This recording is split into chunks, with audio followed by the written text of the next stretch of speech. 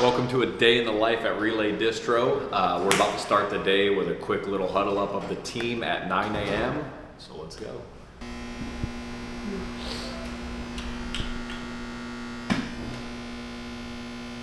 Wow, quick question. How much poppy pitch is left? Like to be put in the PO? Yeah, like it's all received, but now it's just PO put in, right? It's all in, right? Yeah, it's all in. Okay, cool. All right, then Martinez, and then if you finish up, if you could just focus on that for the day too, pulling everything out of PO, so you two could be on the stations, and then we could switch to you guys taking it and transferring it again. You said we didn't get to the point yet where we were making overstock boxes? Yeah. Or did we get to a couple? Well, in the beginning, whenever I started it, I did one box, but then we just. So we still have a lot of overstock to do. Yeah, we just did everything that was pretty simple. 'Cause I was looking yesterday, and there were still some of 130 in the PO, obviously spread out. So let's just hard stop at 10:30, pick until 10 or 9:45, then pack all of us, and then if you two can switch to just pulling out PO the whole day. Yeah, okay. And Austin's gonna maybe peek on you guys, do a little day in the life. So expect him. We're shipping to China. We should. All right, Austin, this is what we're gonna do. Next time you whip out with the TikTok ID, I'm gonna throw you in a box. I'm gonna tape it like 5 times, and I'm gonna just ship you out. Pretend like you went to China. Yeah. No, we should do something like that, and then it'll be Daniel. Oh, konnichiwa! Like as soon as he pops out of the box. All right, questions, comments, or concerns?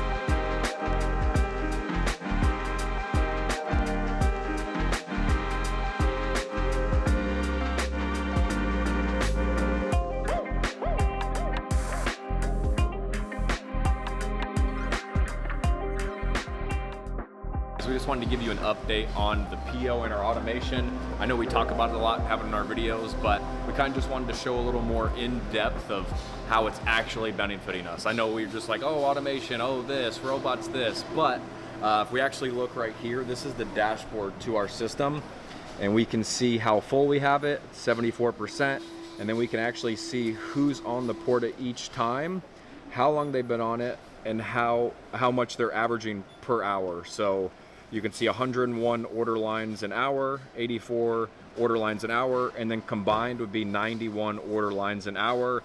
And all that means is if somebody was to sit still for 1 hour, they would be able to do 90 line items an hour. So if an average e-commerce order is 2 items, then that would be 45 orders an hour at the current pace. So while this is happening, it's literally like a picking cart is just coming down to you constantly.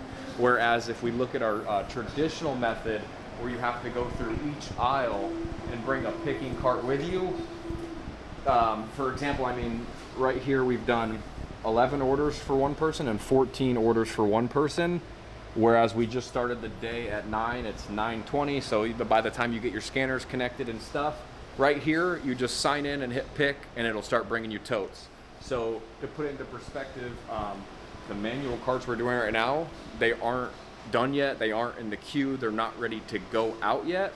So by the time they finish a cart, that'll be 24 orders, and then they have to log in, and then they will start packing. So the 24 orders there compared to here is night and day, because like I said, this hasn't even refreshed yet, and one packer's already done 14 orders, whereas they're still picking 14 orders, if that makes any sense. So yeah, I mean, that's the efficiency right there. It's super beneficial, especially for clothing clients.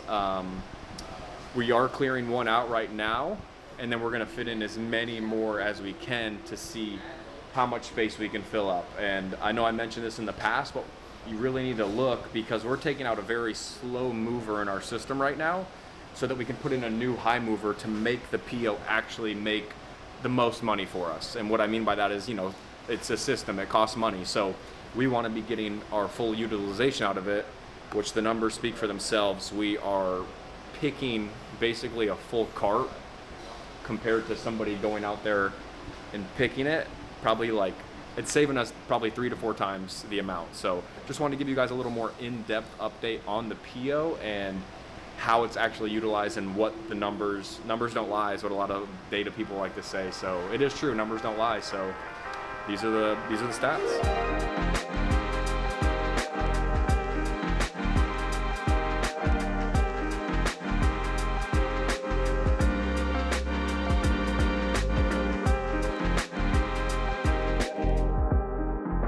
All right, so a lot of people have been at, like friends, family, like kind of anybody I'm talking to lately have asked me, are tariffs impacting my business? So the short answer is yes, right? The long answer is we work with multiple different clients. A lot of our clients source through China, right? So our clients are affected directly, which indirectly affects our business. So it has slowed down for us just to the nature of, people are kind of wondering what to do. People are scared. If you're in the industry right now, you're noticing, or maybe you've heard, maybe you haven't heard, but there's actually 30% less vessels on the water right now coming from China. So sea shipments have declined, air shipments have declined. People are canceling orders. So there is a little bit of uncertainty right now, right? And other people are looking into moving manufacturing to Vietnam. They're taking those kind of steps, whether it's Vietnam, Cambodia. So, yeah. In short, yes, it's affected our clients. So what we're trying to do is we're trying to, just inform them on the changes with, the de minimis, what that looks like, how the tariffs can impact them, and just kind of working with them and seeing what their plans are. So that's been crazy. I think there was a week where tariffs increased maybe 4 or 5 days in a row. So it's really hard to game plan what to do, right? Even us on the manufacturing and pro dev side of things, like our factory is in China, right? So we've asked our partners in China, like, hey, how do we plan for this? What are y'all feeling? And right now it's just like, well, we have to wait and see what happens because, say we make a decision to move our manufacturing to Vietnam and then the following week tariffs are back to normal and, we did all that for nothing, right? And that's kind of a moot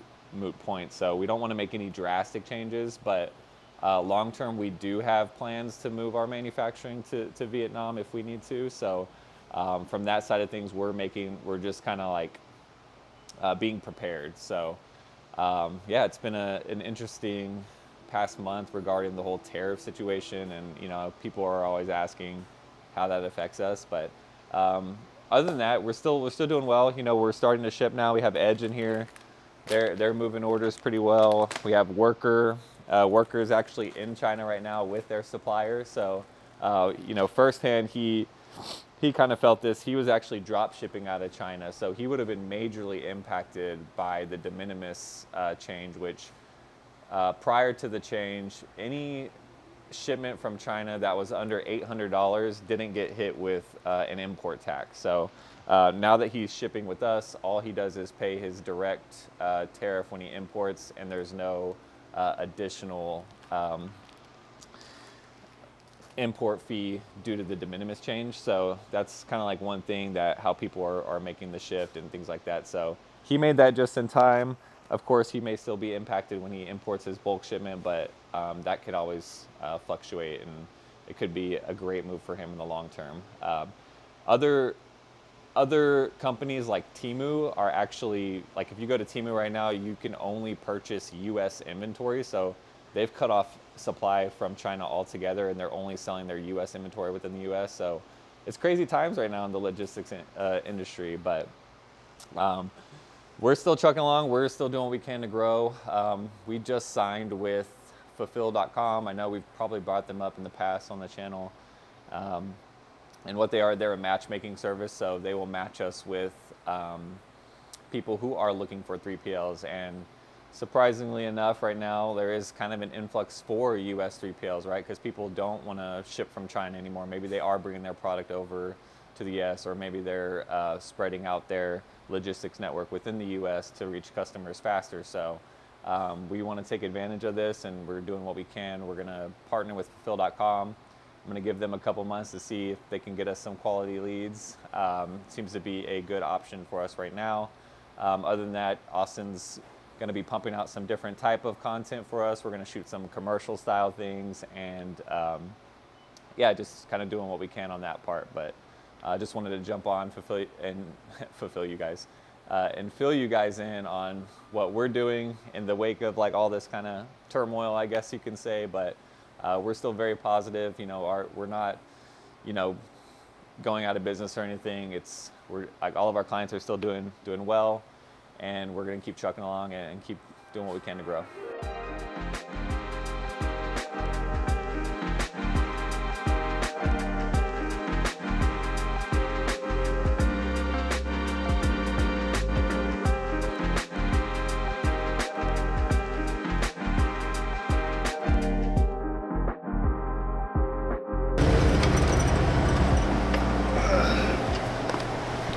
Usually around 2:40 to 3:20 around there. Usually our hotline pickup usually kind of sits in the back, and that's usually also the time where I can actually prep stuff and then have them sign a few papers for me, so that way we can confirm like, hey, this stuff has already been picked up today without an issue. Although it is kind of weird because I do see him in the back playing with the soccer ball sometimes, but I think he needs friends. As I was editing this video, everybody just kind of disappeared and left. So that is the end of this video. Hopefully you enjoyed the day in the life of working at a 3PL, kind of seeing what we do, the behind the scenes stuff on how we ship in our operations using the PO and using our normal pick pack method. So if you have any comments, questions, concerns, leave them down below, and we'll see you in the next one.